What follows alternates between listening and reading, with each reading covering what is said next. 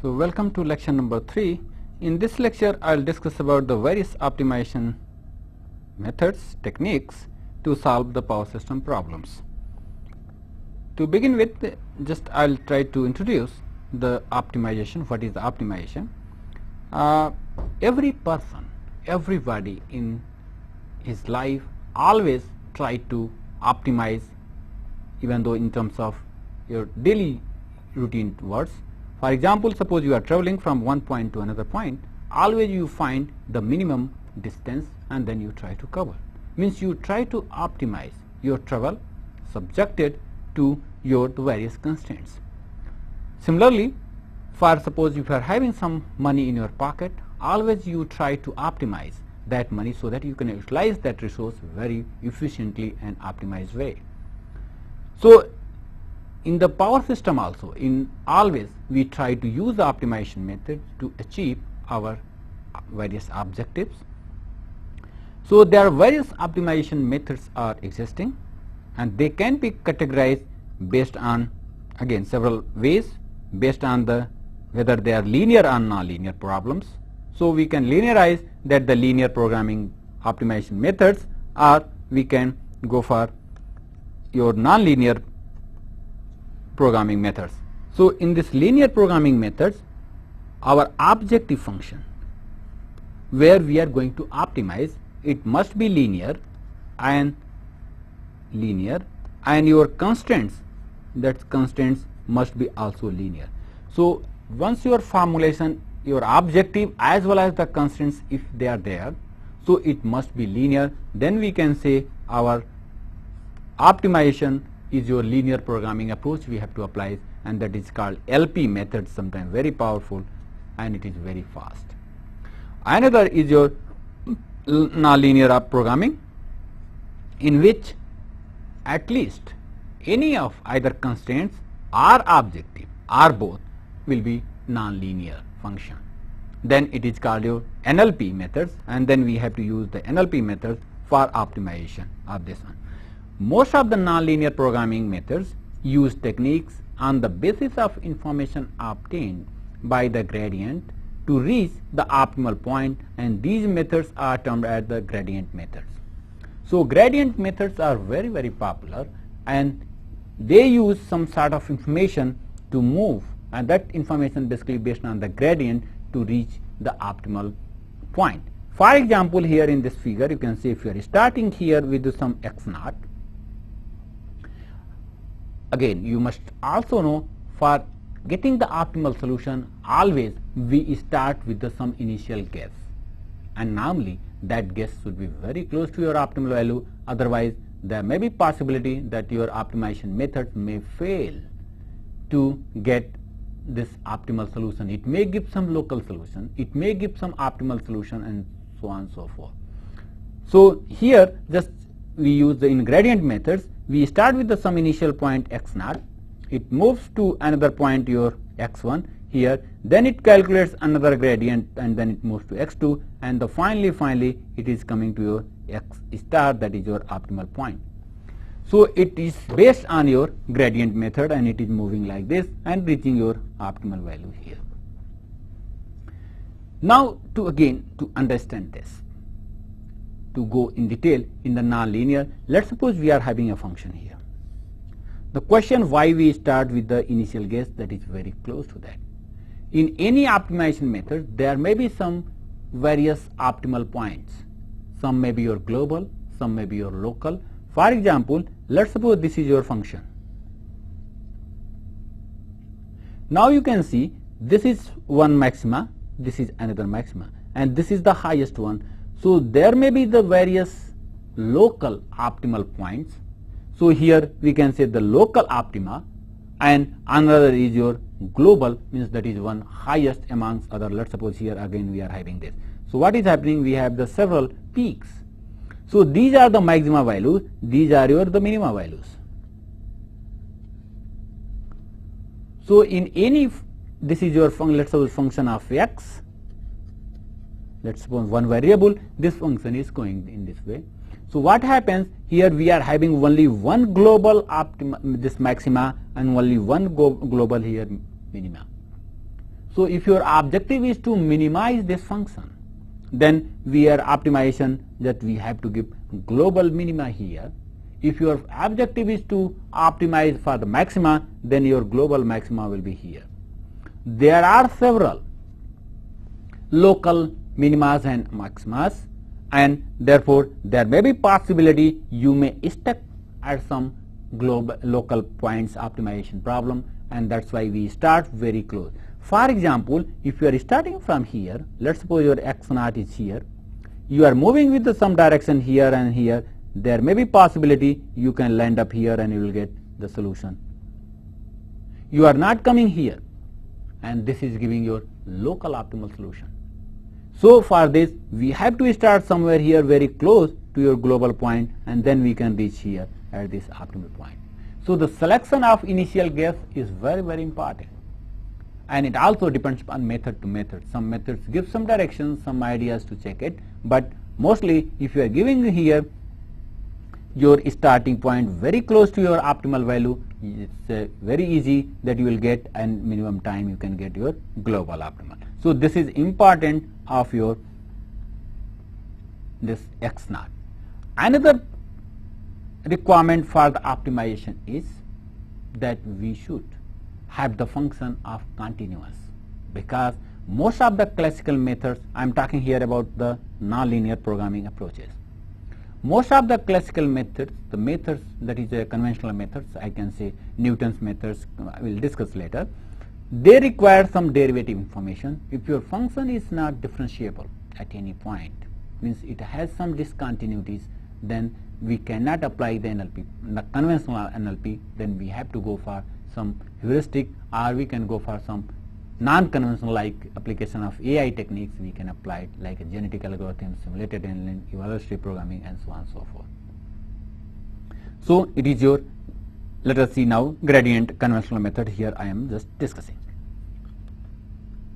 At optimum, seeking gradient based search methods use the following quantity for the new update of the state variable. If your x is your value, here the bar is showing the vectors, because your function may be of the several variables. It is not only x1, it is Rx, it may be x1 is to xn. So we can write your updated value of x, that is the states that we are obtaining, so that we can get our function fx here that should have the optimal value here. Again, if it is maxima and minima, it depends again, because again the optima, the maximization and minimizations are reciprocal. Means if you are just, for example, you are going to say minimization of x function fx, it will be similar to maximization of function minus fx. Means if you are multiplied by minus 1, your function transpose from minima to maxima. So it is immaterial. Means whether you are going to minimize or maximize, only simple here minus sign is changed, and you can solve using any conventional method. So most of the method basically go for the minimum. Suppose you want to maximize, then you multiply that function with the minus 1, and then you can minimize and you can apply to the any method. How it is true? For example, I will show you. Let's suppose a function here. We have here, let's suppose minima. So we have this minimum value. This is your fx. This is your x. For a single variable I am talking.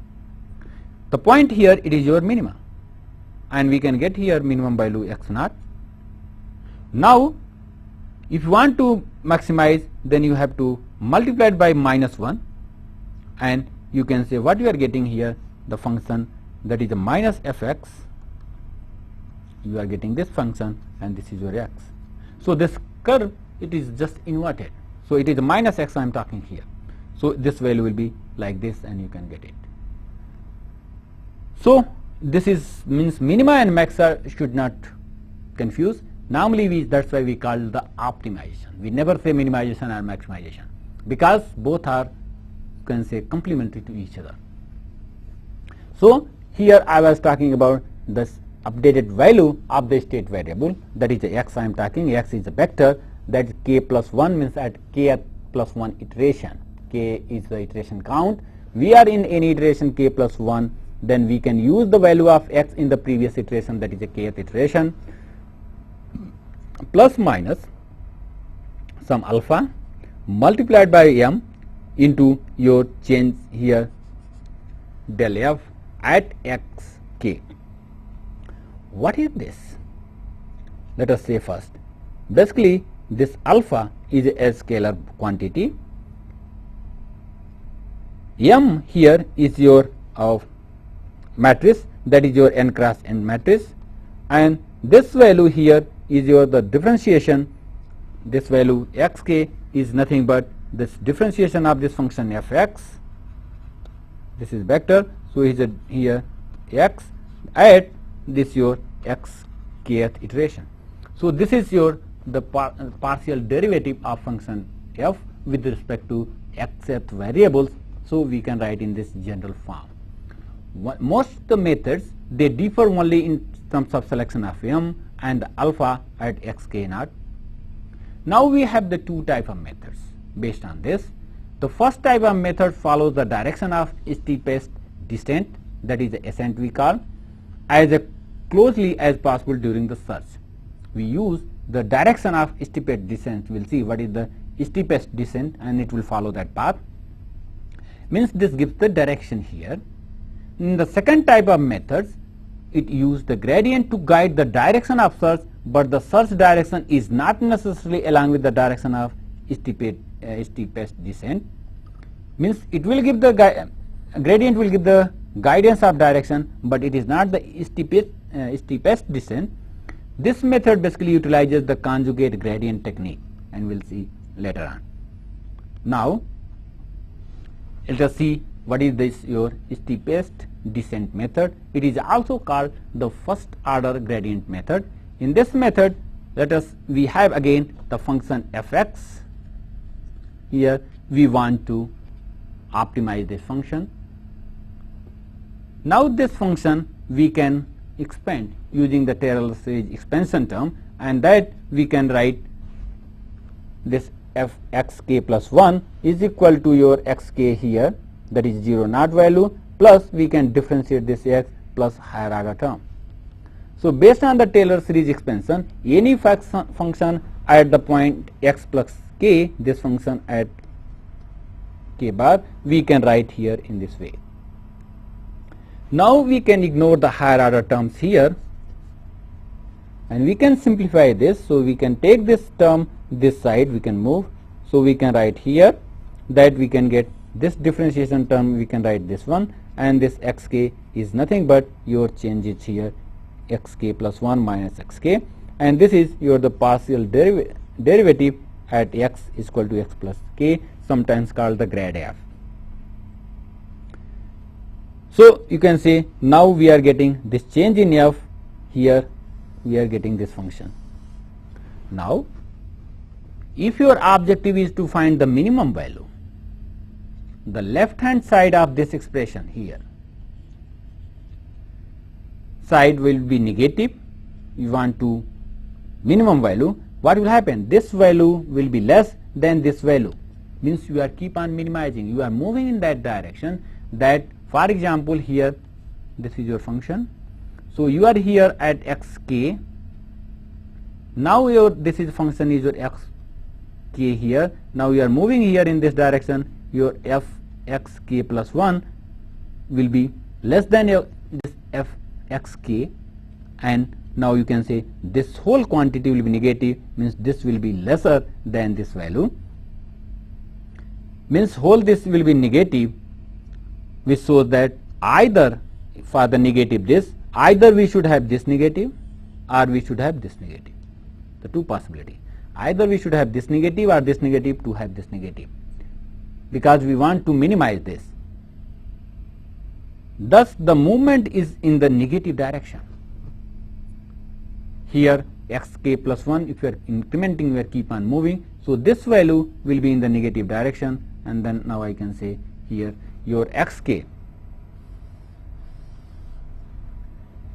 plus 1 here will be equal to your initial xk minus alpha k with the grad of fxk. what it is showing?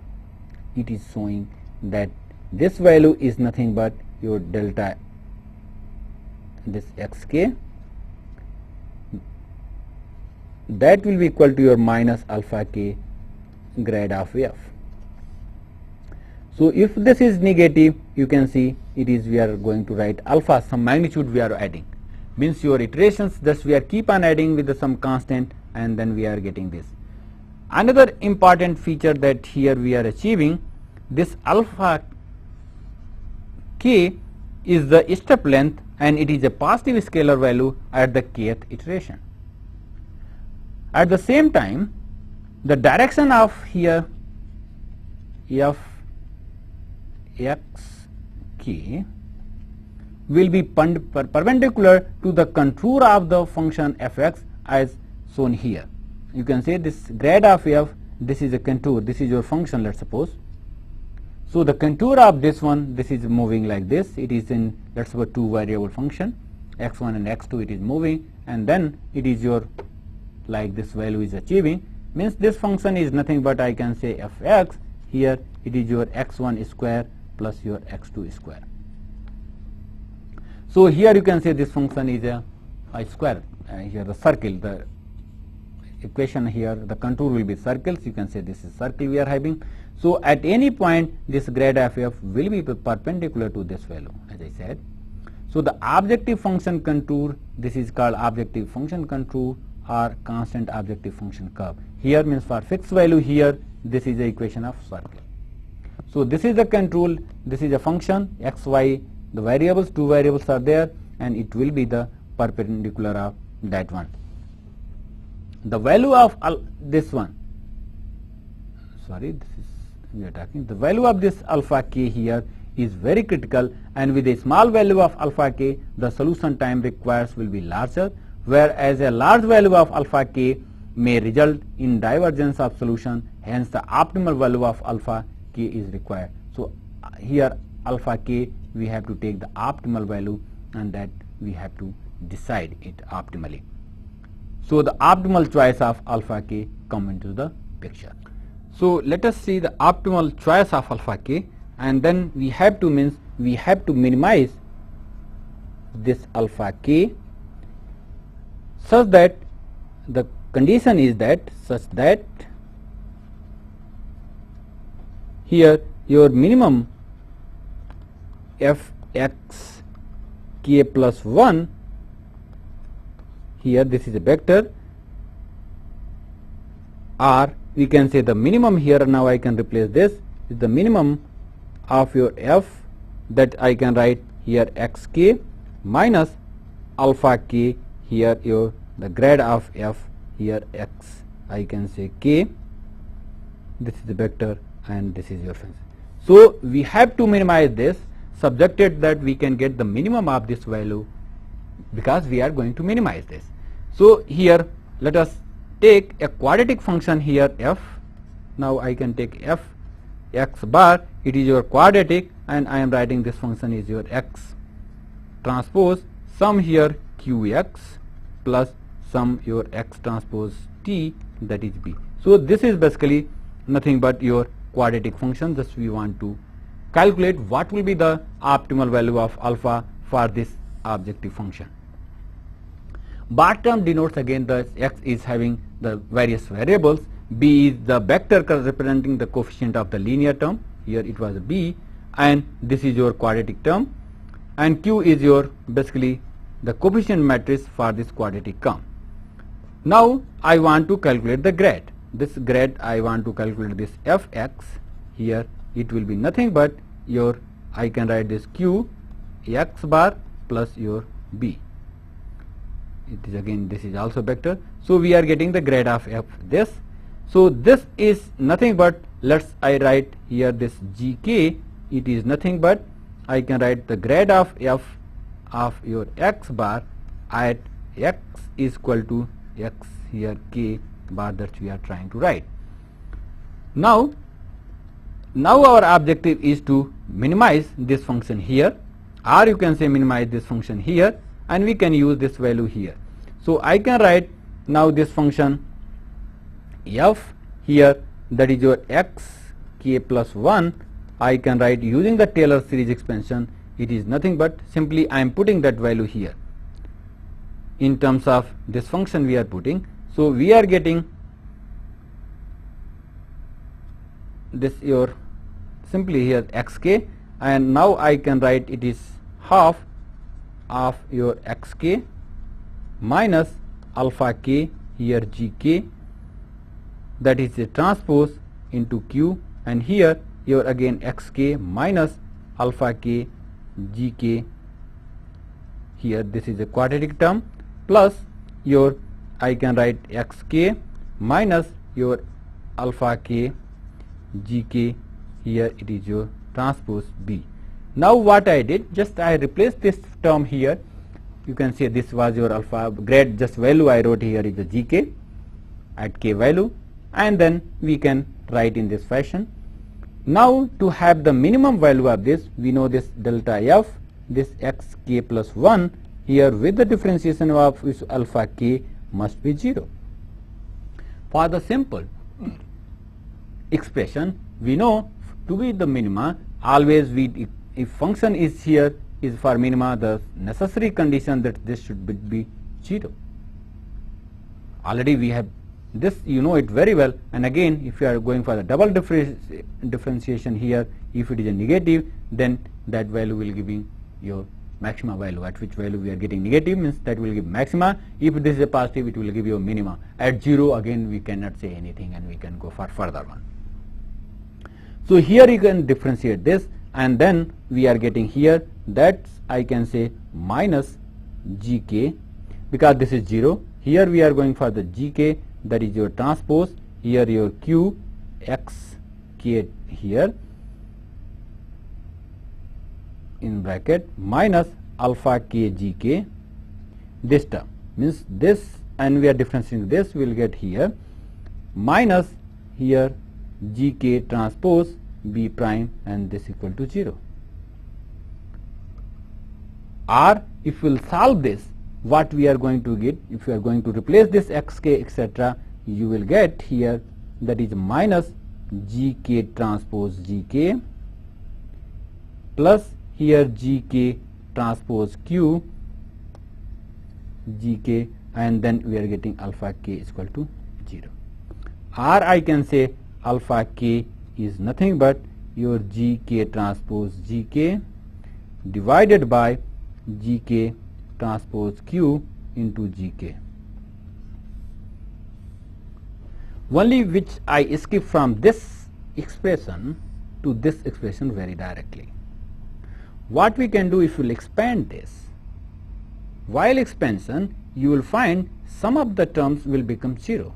For example, here just I want to expand this term, this you can remember this gkt transpose this, gkt this multiplied by this, and so on. I am writing here, we can write here that is gk transpose minus here it is your q into xk minus here minus minus will be plus gk transpose, it is your q gk here alpha k minus gk transpose beta is equal to 0.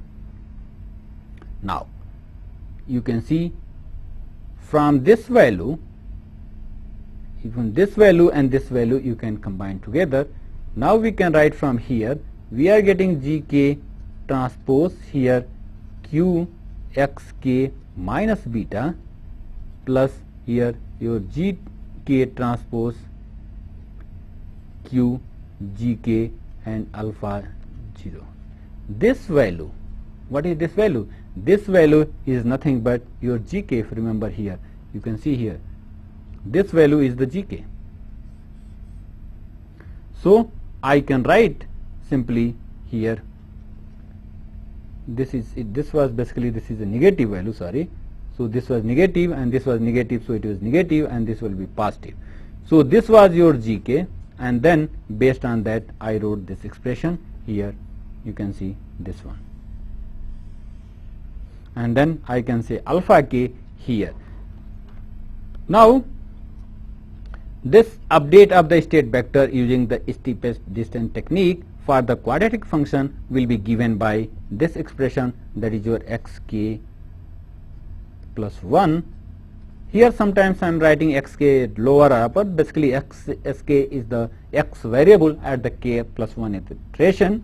Here I can write here xk minus, that is your alpha k gk transpose gk divided by your gk transpose q gk, and then we are multiplying by here gk. So this is for your quadratic function, as I explained in the previous case, we can use in this fashion. The main disadvantage of steepest descent method is that it is very slow. This method is very slow, but it gives your value, and then we can get this value is, we can get the optimal value. So here the alpha k is keep on changing, means every instance we are calculating the grad of f, and based on that alpha is calculated, that is a step length. So another method that is called the second order, and I can write here second method, that's second method I am discussing. It is your Newton's method is called, and it is called second order gradient methods. The Newton-Raphson method proposes the property of quadratic convergence, as we saw in the load flow. You know the load flow, the Newton-Raphson method is very fast because it is giving quadratic convergence. The optimality of function is obtained in finite number of steps.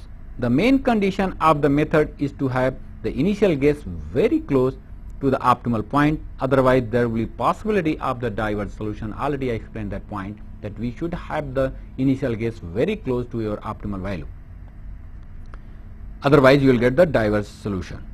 The main condition of this method is to have the initial guess very close, as I said. Since the second derivative of the function is required, therefore it must exist. It must exist, that one means it is using the second order gradient, second order.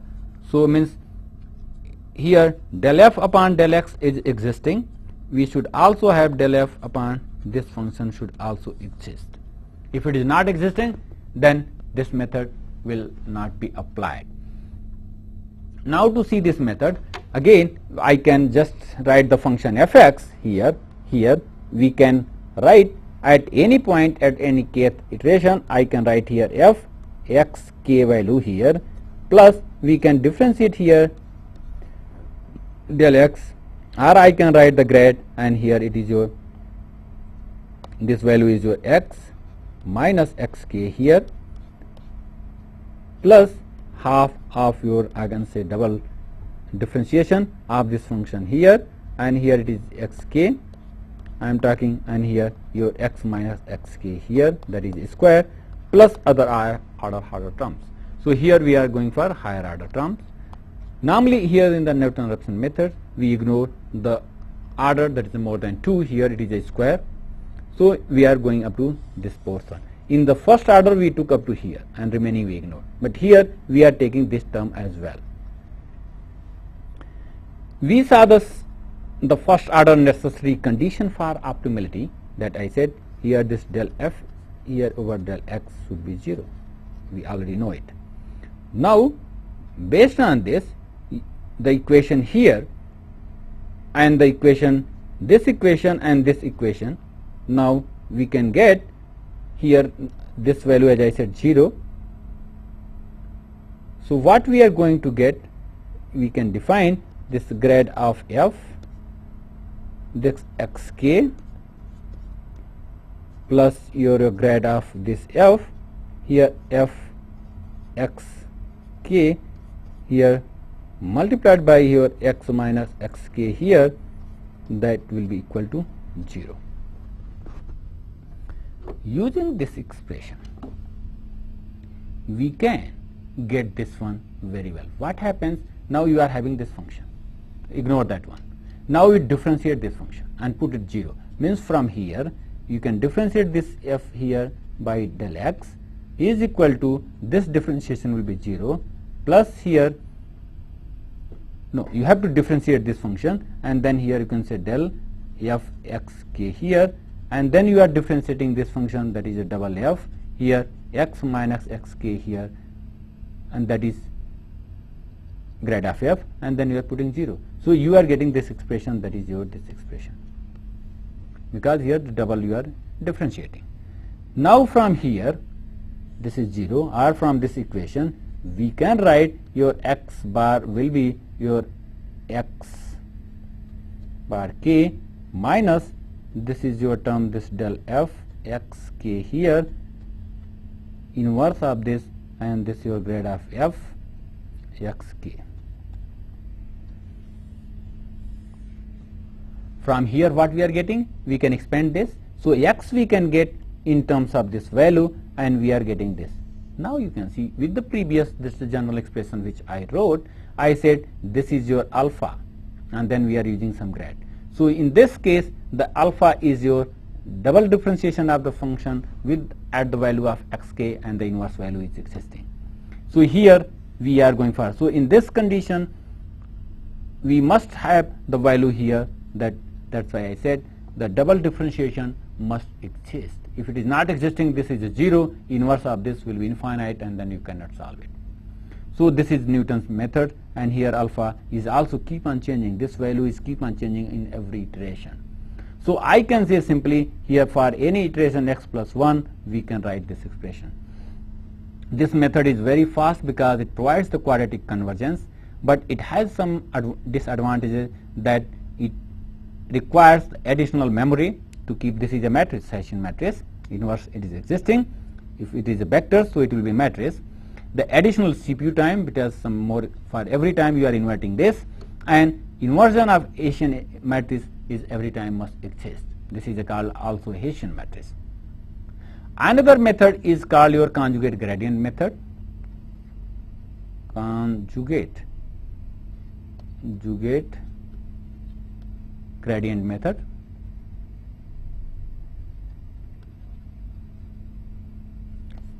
So this method is superior to both previous method, means your first order and second order.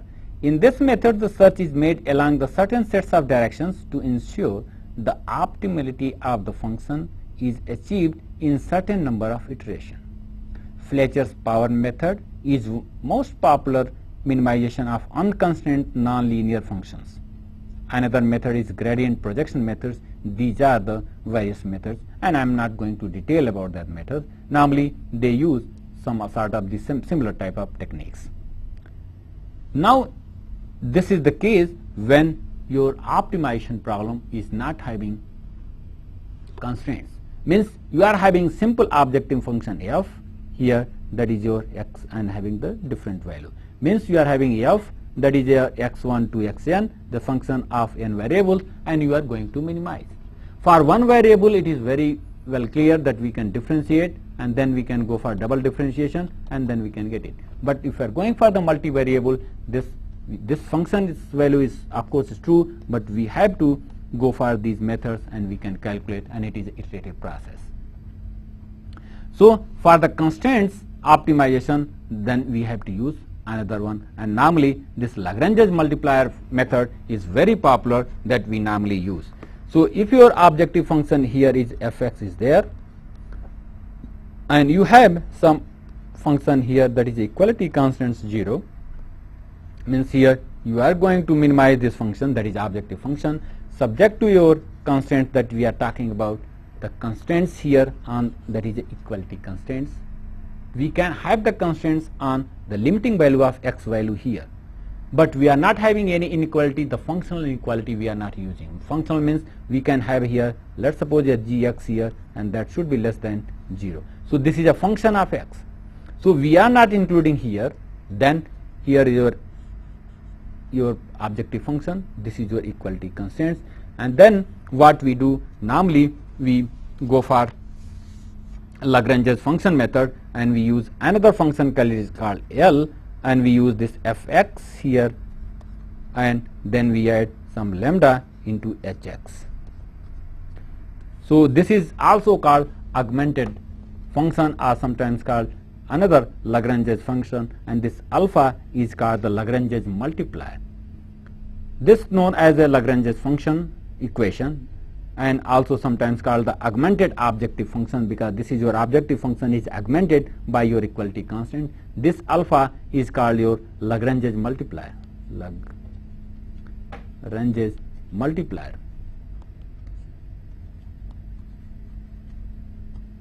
Now here then for objective for this your minimum value, again this we are going to have this as per this optimization, this del L differentiated with the x variable must be 0, and also this L with respect to your lambda must be 0. Now here this is a x bar I am writing. So this objective function, if it is having x of n variable, so we are going to have here for every basically I means for every x. So it will be, suppose you are having your function x1 to xn, then this will be your number of n plus 1. So you are going to have n plus 1 equation, and then you can have the variables now how much, x to xn here and plus lambda. Then you can solve it very easily. So this is basically nothing but I can say it is your x is 0. You can differentiate, this is your 0. We are getting this differentiation with this differentiation equal to 0 means you are getting this 0, because this is independent of alpha, this is a partial derivative. So this is nothing but again your equality constant.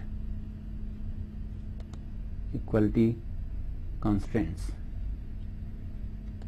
Now we can solve. To see one example, just I will show you one example here. Let us take a function that is your function, objective function is here I can say fx, two variable I am talking, that is let's suppose your x1 square plus 4x2 square, and your equality here hx here I can say 5 minus x1 minus x2 is equal to 0, and I want to solve this. I want to here minimize this function here.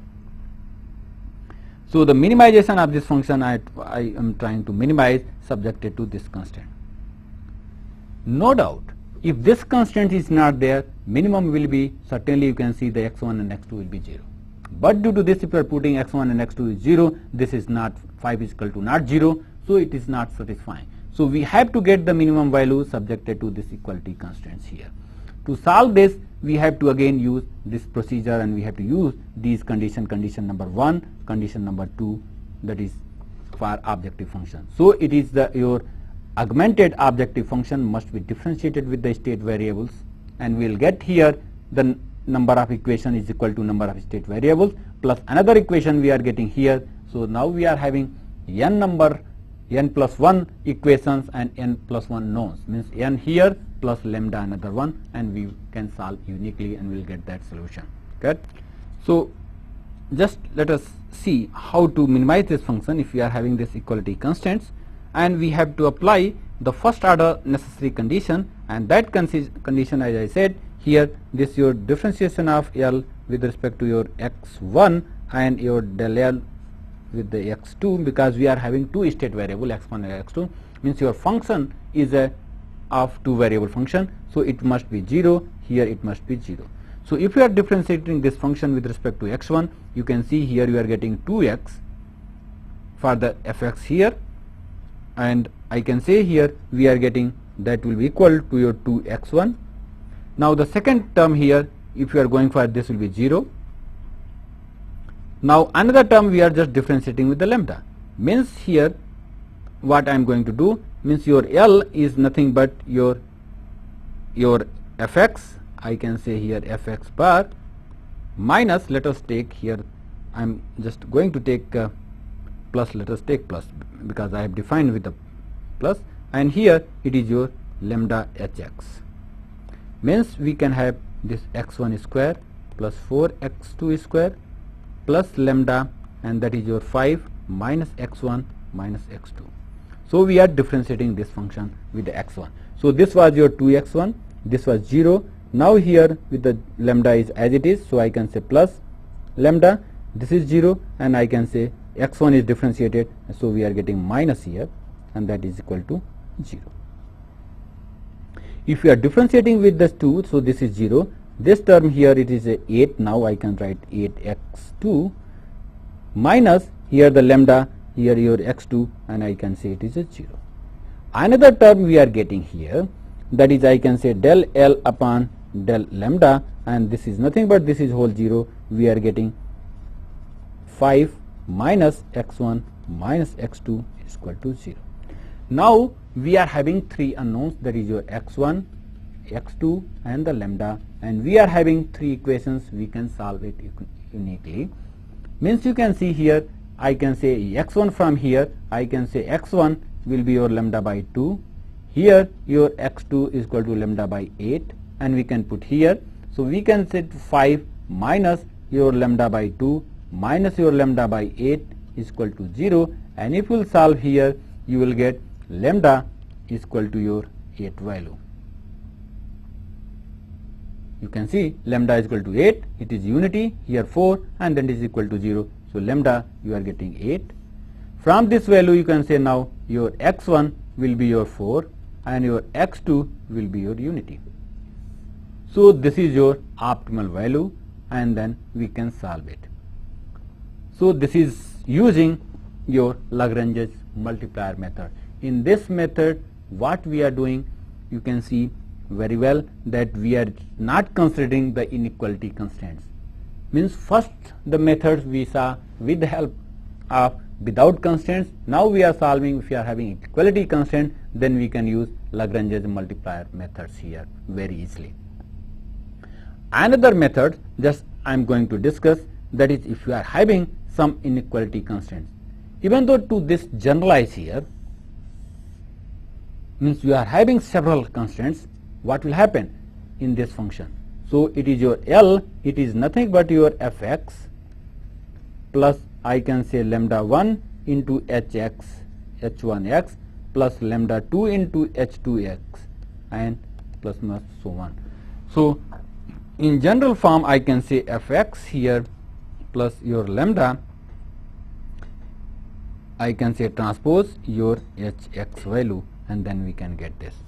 So here we can have the several equality constants, and then we can form in this fashion, and then we can again apply the same procedure, that we can go for the first order necessary condition, then we can go for this one, and then we can solve and we can get the optimal value here for this one.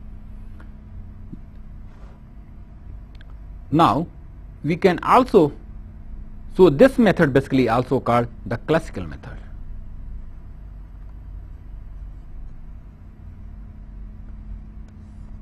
Now let us include some inequality constraints. Means we are having equality as well as inequality. Means our objective function here is your fx, that is we are going to minimize here.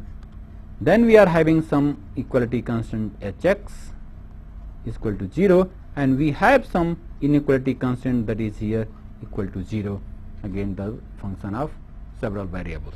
So these are the constraints. Here it is your equality, this is your inequality.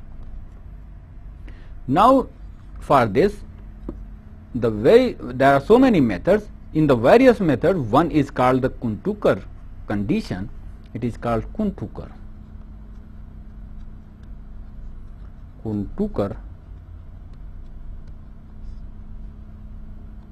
condition method, and this method that we can use your equality as well as inequality constants, it can handle very well.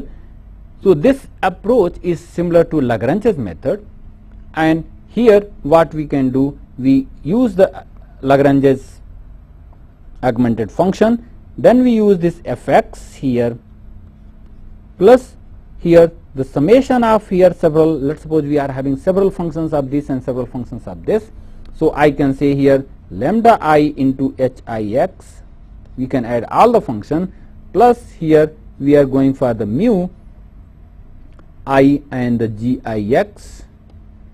Means we are having, let's suppose this is your m equality and we are having the k inequality. So here it is up to k, here up to m. Means we have to add all this equality with your Lagrange's multiplier lambda, and then we use another variable that is mu related to your inequality constants, and this is your augmented objective function. So in this Kuhn-Tucker condition is that first condition is that we have the several conditions for Kuhn-Tucker. First one is that your del L upon your del xi is equal to 0, means for all the state variable this your the partial derivative of this function augmented objective function must be 0. Here it is for all xi is equal to your x1 to your xn. Second condition is that your again that is called del L upon lambda I is equal to 0, and this shows that your hix is equal to 0. This is nothing but your equality constants previous to your classical method. So these two conditions are as it is with your Lagrange multiplier method, or you can say classical method. The third condition here that is added here, it is called your gi, that is x, should be less than 0, and the fourth condition is called that is your mu I gix. Here it should be equal to 0, and where mu I is your greater than or equal to 0. So these are the four conditions. Based on that we go for. Basically you can see this is your first condition is the primary condition. Second one is your equality constants as it is. This condition is your equality constant as it is. We are adding one extra here condition, and this condition is called your complementary slackness condition. It is called complementary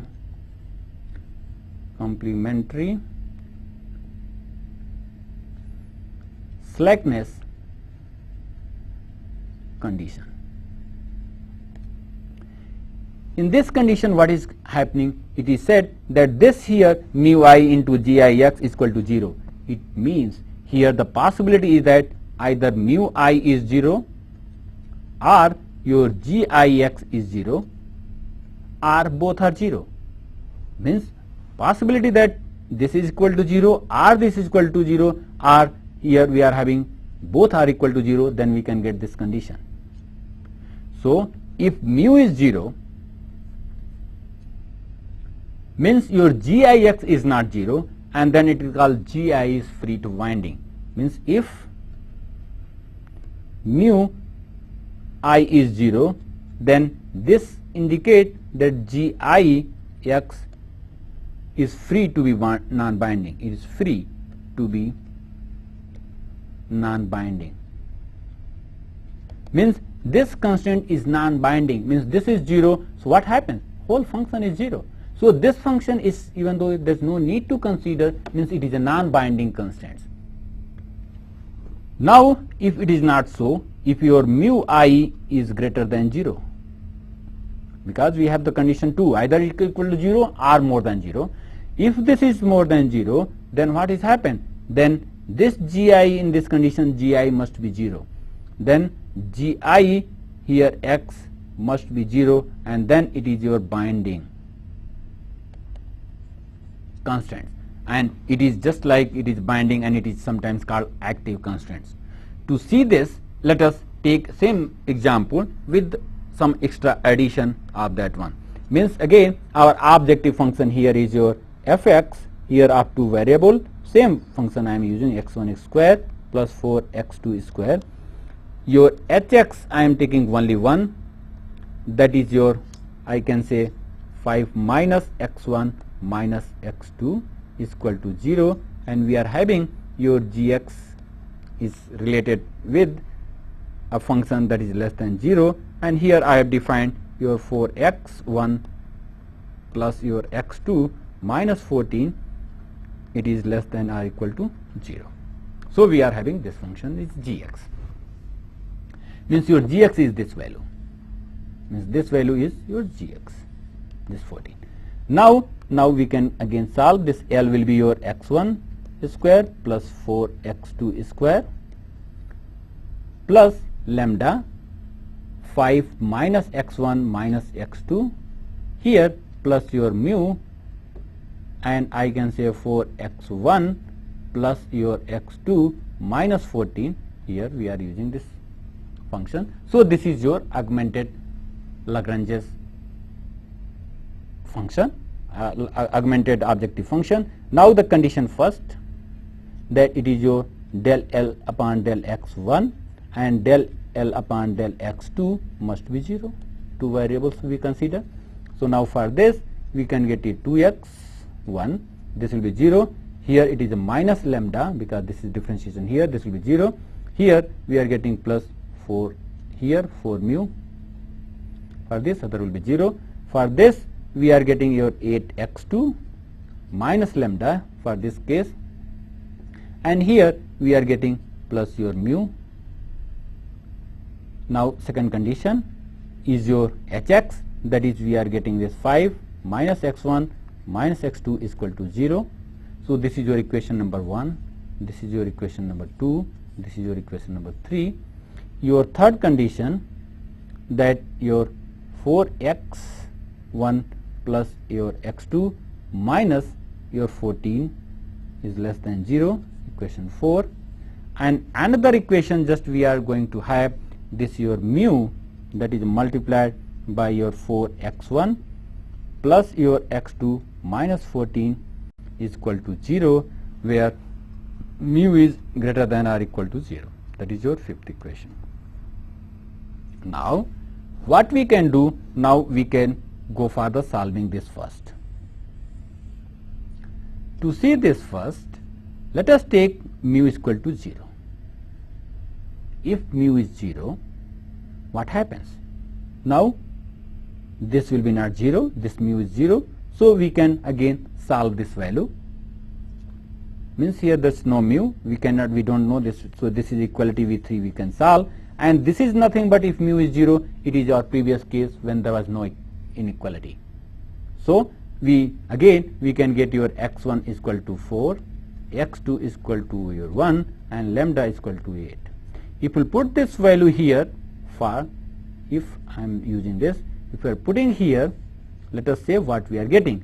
So we are getting this 4 into 4 plus it is 1 minus 14, how much this is less than 0, 16 plus 17, then it is a positive, means the 17 is less than 0, which 17 minus here 14, it is 3, is not less than 2, so it is not correct. So mu cannot be 0 because we saw it here. Now it means mu is greater than 0, and then in that case it is your 4x1 plus your x2 minus 14, it is equal to 0 because the gx is 0. Now what now we have? Now we have equation number 1, equation number 2, equation number 3, and now we have another equation here, that is a, I can say 6. So we have this 4 equations. Now our unknowns are now, because mu value we have to calculate here. So we have x1, we have to x2, we have your lambda, and we have mu. So 4 equation, 4 unknowns, and then we can solve it and we'll find the different value.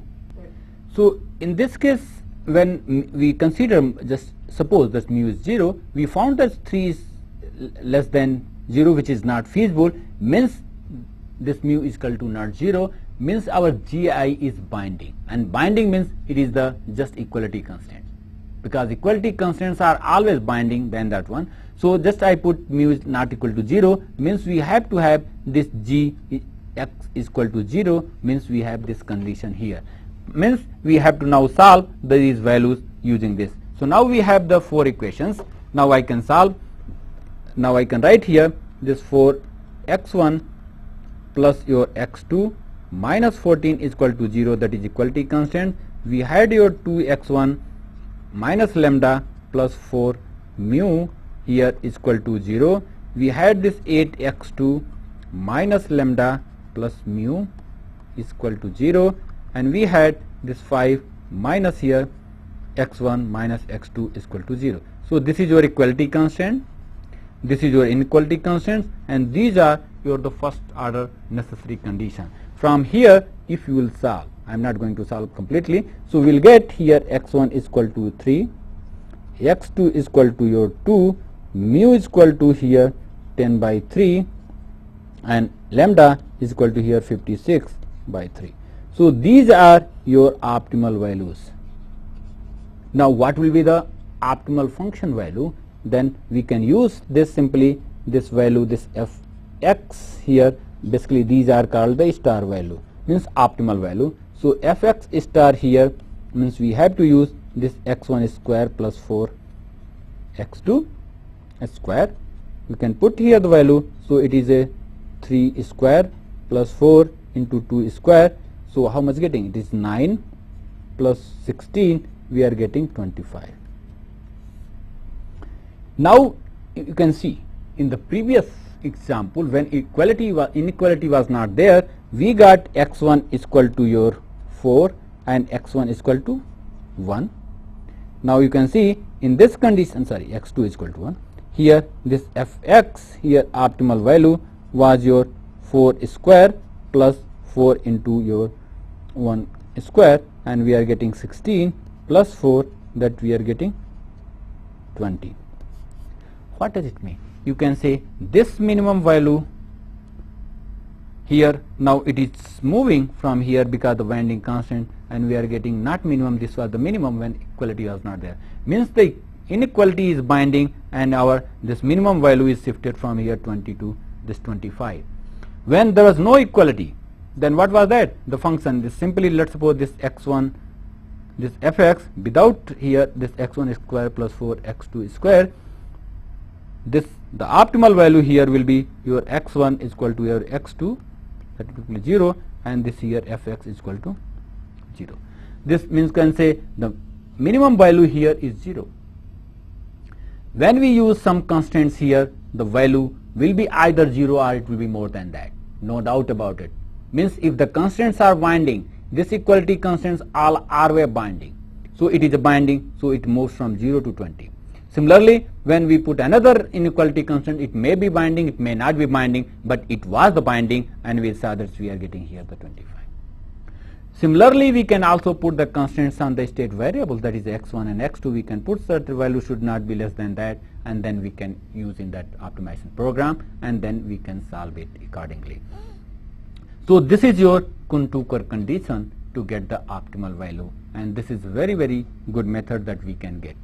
Here, no doubt the number of equations, if your number of variables are more, your number of constants are more, your number of equations are keep on increasing, and it is not possible to solve this equation by simple elimination method. So you have to go for the some sort of technique that may be iterative techniques, and you can use the Gauss-Seidel method or any method to arrive the values here from here. So number of equations are more increasing, then you have to use some sort of techniques to solve these values, and then we can get the optimal value of this objective function and this state variable accordingly. So this is your Kuhn-Tucker technique. So we saw the nonlinear approach here, starting with the without constants, then we saw the constants with equality, then we saw equality as well as inequality, and then we discussed the Kuhn-Tucker method. Another method is called the slack variable formulation, and that I will discuss in the next lecture. Thank you.